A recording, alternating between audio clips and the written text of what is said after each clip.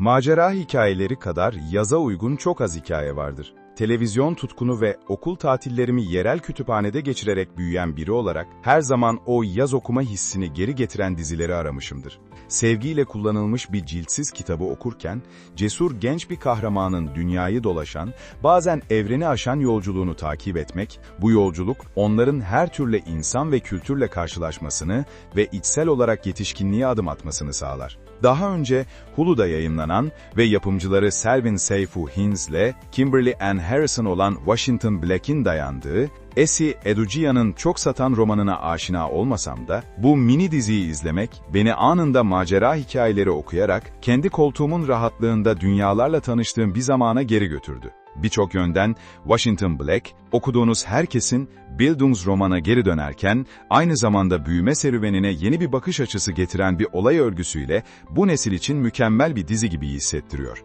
Özellikle dizinin baş karakterini çevreleyen dram, entrika ve tehlike var. Ancak aynı zamanda tuhaflık, merak, bir tutam olası sihir ve her şeyden önce umut da var. Washington Black nedir? Barbados'ta bir şeker plantasyonunda doğup büyüyen George Washington Black, kısaca Wash, kölelikten başka bir şey bilmez. Kendisine istenmeyen ilgi çekmemesi konusunda sürekli uyarılmış olsa da, bilime ve sanata olan yoğun ilgisi, önce sahibi Erasmus Wilde'ın öfkesini, ardından Erasmus'un kardeşi Teach Wilde'ın ilgisini çeker. Kardeşinin tacizlerine tahammülü olmayan bir kölelik karşıtı olan Teach, Wash'un bilim alanındaki yeteneğini hemen fark eder ve 11 yaşındaki çocuğu çırağı olarak yanına alır. Plantasyonda yaşanan trajik bir kaza sonucu Wash'un ölüme mahkum olması üzerine, o ve Teach'in yeni icat ettiği bulut kesiciyi kullanarak kaçmak zorunda kalırlar. Bu deneysel uçan makine, ikisini de Barbados'tan uzaklara kaşırken, aynı zamanda daha kötü niyetli kişilerden kaçmalarını da sağlar. Ayrıca, bilinmeyen yerlere doğru yaptıkları yolculukta karşılaşacakları tehditlerden de bahsetmeye gerek yok. Birkaç yıl sonra yetişkin hale gelen Wash, Nova Scotia'ya ayak basmış ve şu anda Jack Crawford takma adıyla yaşayıp, elinden gelenin en iyisini yapmaya çalışmaktadır. Şaşırtıcı bir şekilde Teach ortalıkta görünmemektedir. Ancak Wash, mülteci ve yeni fırsatlar arayışıyla Kanada'ya kaçanların fiili bakıcısı olan Medwin Harris'le yeni bir müttefik bulmuştur. Yeni bir başlangıç arayan tek kişi Wash değildir. Tanna Goff ve babası da yeni kıyıya ulaşmışlardır. Beyaz gibi görünebilen melez bir kadın olan Tanna, özellikle de babasının İngiltere'de ortaya çıkan kökenlerin skandalıyla başa çıkmasına yardımcı olması için yerel tüccar Bill Maggie'ye evlenme teklif etmesinden sonra iki çok farklı dünyada güvenli bir yer edinmek için mücadele eder. Tanna ve Wash beklenmedik bir şekilde tanıştıklarında aralarında kıvılcımlar uçuşur. Ancak ikisi de kendi sırlarıyla bağlıdır ve Wash'u cinayetten kovalayanlar peşlerindedir. Bir romantizm yaşayabilecekler mi?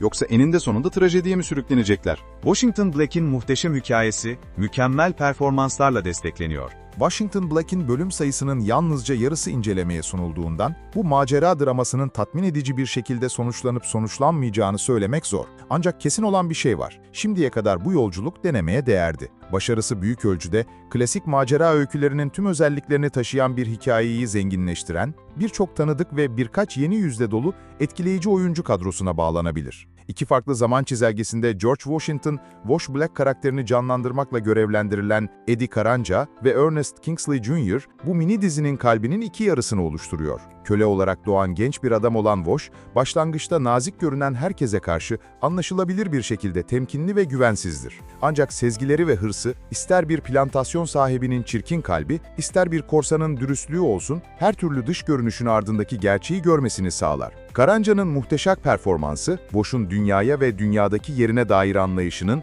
bazı önemli hayat dersleri ve çeşitli karakterlerle karşılaşmalar aracılığıyla genişlemeye başladığı anları tam olarak ayırt etmemizi sağlar. Benzer şekilde, Wash'un yaşlı versiyonu olarak Kingsley Jr., özellikle Wash yeni bir bilimsel buluştan heyecanlandığı anlarda, çocuksu bir coşkuyu, özellikle Tanna ile başlayan aşkı yanlış ilgiyi çektiğinde, temkinli bir dikkatle dengeler. Washington Black'in yardımcı oyuncu kadrosu da kendi güçlü izlenimlerini bırakan harika oyunculardan oluşuyor.